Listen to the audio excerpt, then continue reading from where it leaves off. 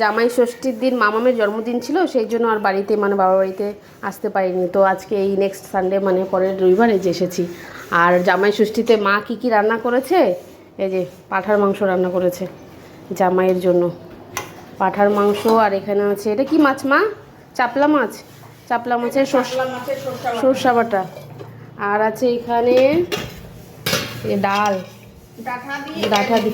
ডাঁটা দিয়ে কলার ভাড়াল আর ডাঁটা দিয়ে ডাল। আরও রান্না হয়েছে এখানে কাতল মাছের কি কালিয়া, কাতল মাছের কালিয়া। আর রান্না হয়েছে এখানে গুঁড়া মাছের চচ্চড়ি, মানে ছোটো মাছের চচ্চড়ি। আর এখানে মাছ ভাজা আছে আবার। আর কি রান্না হয়েছে আর দেখি, এখানে কুলের চাটনি, অনেক কিছু রান্না হয়েছে। এখানে আবার কালকে রাতের কচু শাক। এটা কি দিয়ে করেছো মা? কচু শুটকি মাছ দিয়ে। এটা আমি খেয়ে নেবো। এখানে ভাত হচ্ছে,